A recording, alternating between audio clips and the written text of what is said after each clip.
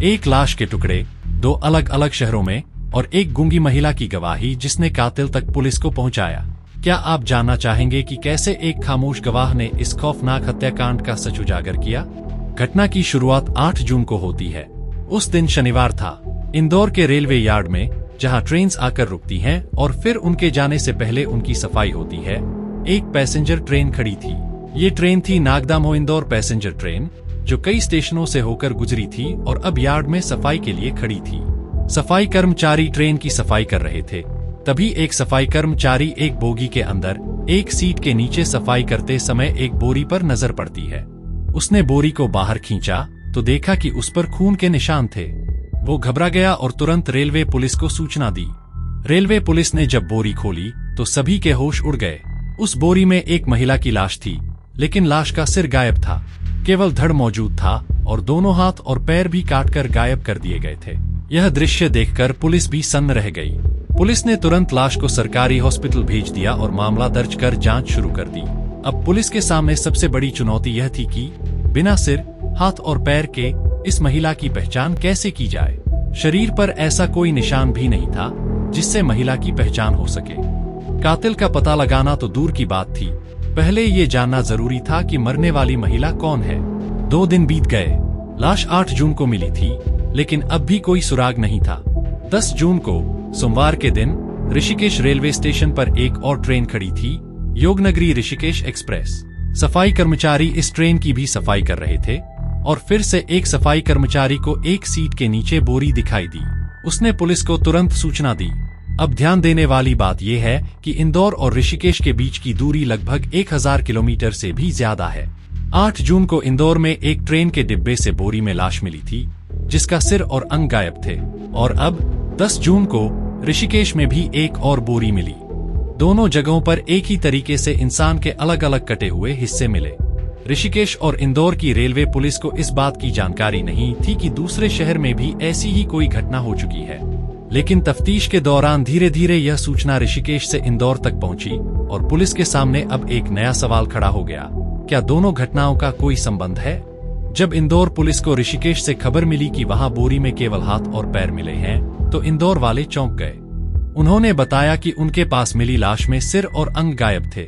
धीरे धीरे पुलिस को यह समझ में आने लगा कि ये दोनों घटनाएं आपस में जुड़ी हो सकती हैं।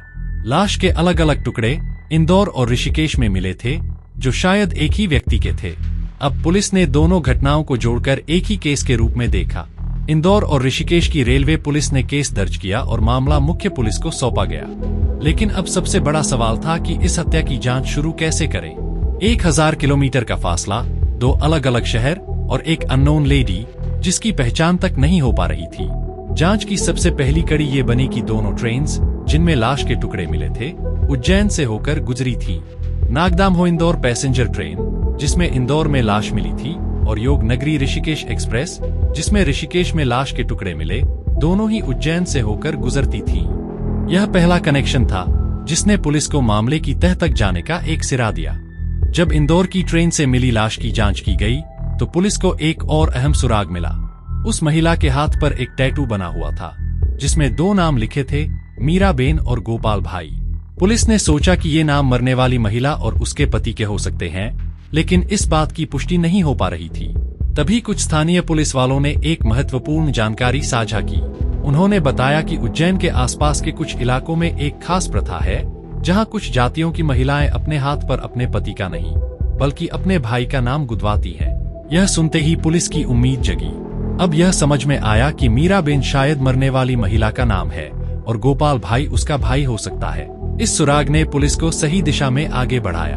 अब उन्हें उस इलाके की पहचान करनी थी जहां ऐसी प्रथा प्रचलित थी और वहां जाकर मीराबेन और गोपाल भाई की तलाश करनी थी। पुलिस ने मध्य प्रदेश और गुजरात के बॉर्डर के आसपास की बस्तियों में तलाश शुरू कर दी, जहां महिलाओं के हाथ पर अपने भाई का नाम गुदवाने की प्रथा थी। कई घरों में पूछताछ के बाद पुलिस को आखिरकार एक सुराग मिला। एक व्यक्ति सामने आया जिसने बताया कि उसकी पत्नी मीराबेन पिछले कुछ दिनों से लापता है। उसने कहा कि 6 जून को उनका झगड़ा हुआ था, जिसके बाद मीरा गुस्से में घर से निकल गई थी। उसे लगा कि वो जल्दी ही वापस लौट आएगी, लेकिन ऐसा नहीं हुआ। जब मीरा वापस नहीं आई तो उस व्यक्ति ने 7 जून को पुलिस में उसकी गुमशुदगी की रिपोर्ट दर्ज कराई। और अब 8 जून को इंदौर में लाश के टुकड़े मिलते हैं और 10 जून को ऋषिकेश में।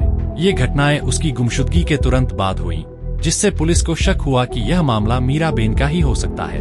हालांकि पति से पूछताछ के बाद यह साफ हो गया कि उसका इस हत्या से कोई लेना देना नहीं है। उसने पुलिस को बताया कि मीरा के गायब होने के बाद से वह गांव में ही था और किसी रेलवे स्टेशन या ट्रेन से उसका कोई संबंध नहीं था। तब सवाल उठता है कि मीराबेन के शव के टुकड़े 2 अलग अलग शहरों तक कैसे पहुंचे। अब पुलिस की जांच एक बार फिर उसी पॉइंट पर आकर रुक गई, उज्जैन। दोनों ट्रेन्स जिनसे लाश के टुकड़े मिले थे उज्जैन से होकर गुजरी थी। यही एक कनेक्शन था जिससे पुलिस को आगे की कड़ी जोड़नी थी। पुलिस की टीम उज्जैन पहुंची और 6 और 7 जून के आसपास के सभी सीसीटीवी फुटेज खंगालने लगी। उन्हें उम्मीद थी कि शायद कोई अहम सुराग हाथ लगे। आखिरकार पुलिस को 7 जून के दिन का एक फुटेज मिला, जिसमें उज्जैन रेलवे स्टेशन से मीराबेन बाहर निकलते हुए दिखाई दी। लेकिन इसके साथ ही एक और चौंकाने वाली बात सामने आई। मीराबेन अकेली नहीं थी, उसके साथ एक अननोन व्यक्ति भी दिखाई दे रहा था। यह फुटेज देखकर पुलिस की जांच ने एक नया मोड़ लिया। अब सवाल यह था कि यह शख्स कौन है और क्या यही शख्स मीराबेन की हत्या के पीछे है। पुलिस ने फुटेज को ध्यान से देखा और उस व्यक्ति की पहचान करने की कोशिश शुरू की। मामला अब उस अजनबी के इर्द गिर्द घूमने लगा जो मीराबेन के साथ आखिरी बार देखा गया था। पुलिस ने कमलेश पटेल को हिरासत में लिया था, लेकिन वह लगातार मीराबेन को जानने से इनकार कर रहा था। उसने दावा किया कि वह महिला उसे रेलवे स्टेशन पर मिली थी और वह उसकी मदद कर रहा था क्योंकि वह परेशान दिख रही थी। लेकिन पुलिस को उसकी बातों पर यकीन नहीं था। जब पुलिस ने कमलेश की पत्नी को देखा तो उन्होंने उससे कुछ पूछताछ करने की कोशिश की, पर वह बोल और सुन नहीं सकती थी। पर उसके एक्सप्रेशंस ऐसे थे कि वह कुछ जानती थी और कुछ बताना चाहती हो, जिससे मामला और भी पेचीदा हो गया। पुलिस की टीम निराश होकर लौटने ही वाली थी कि एक अधिकारी के दिमाग में एक विचार आया, गूंगे लोग भी अपनी बात साइन लैंग्वेज में समझा सकते हैं। तुरंत ही पुलिस ने एक साइन लैंग्वेज विशेषज्ञ की तलाश शुरू कर दी जो इन संकेतों को समझ सके।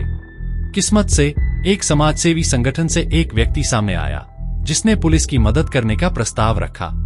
अब पुलिस कमलेश पटेल के घर फिर से पहुंची, पर इस बार उस साइन लैंग्वेज विशेषज्ञ के साथ पहुंची। विशेषज्ञ को पुलिस के सारे सवाल दे दिए गए और उसने कमलेश की पत्नी से इशारों में बात करना शुरू किया। कमरे में सन्नाटा पसरा हुआ था। पुलिस वाले बड़ी उत्सुकता से इस अनोखी पूछताछ को देख रहे थे। कमलेश की पत्नी अपने हाथों से इशारे कर रही थी और विशेषज्ञ ध्यान से उसे समझ रहा था। करीब 10 से 15 मिनट तक यह प्रक्रिया चलती रही। धीरे धीरे कमलेश की पत्नी ने सच्चाई को इशारों में बयान करना शुरू किया। विशेषज्ञ के चेहरे पर चिंता की लकीरें गहराती जा रही थीं और वह पसीने से भीग चुका था। आखिरकार बातचीत खत्म हुई। विशेषज्ञ ने पुलिस की तरफ मुड़ते हुए गंभीर स्वर में कहा, उसने सब कुछ बता दिया है। पुलिस की धड़कनें तेज हो गईं। अब वह जानना चाहते थे कि कमलेश की पत्नी ने क्या बताया। सच्चाई धीरे धीरे खुलने वाली थी। विशेषज्ञ ने साइन लैंग्वेज में मिले जवाबों को सुनाते हुए कहा, कमलेश ने मीराबेन को घर लाया था। उस रात कुछ हुआ जो उसकी पत्नी ने देखा और अब वो बताने वाली है कि उस रात क्या हुआ था। पुलिस की उम्मीदें और बढ़ गईं। अब यह स्पष्ट था कि इस गूंगी महिला के इशारे उन कड़ियों को जोड़ने वाले थे जिनसे मीराबेन की हत्या का रहस्य सुलझ सकता था। इस पूरी पूछताछ और साइन लैंग्वेज के जरिए मिले तथ्यों के बाद पुलिस के पास कमलेश पटेल के खिलाफ ठोस सबूत थे। कमलेश की गूंगी और बधिर पत्नी, जो अपने हालात में फंसी हुई थी, ने बिना किसी शब्द के पुलिस को वह सारी जानकारी दी जो उन्हें हत्यारे तक पहुंचाने के लिए जरूरी थी। कमलेश पटेल ने खुद अपना अपराध कबूल किया। उसने बताया कि कैसे उसने मीराबेन को अपने घर बुलाया, धोखे से बेहोश किया, उसके साथ जबरदस्ती की कोशिश की और जब उसने विरोध किया तो गुस्से और डर के मारे उसका गला घोंट दिया। फिर उसने अपनी पत्नी के सामने उस निर्दोष महिला के शरीर के टुकड़े किए, जिन्हें अलग अलग बोरियों में रेलवे यार्ड की 2 अलग अलग ट्रेन्स में छिपा दिया। हालांकि भाग्य और पुलिस की तत्परता ने उसके इस घिनौने काम को उजागर कर दिया।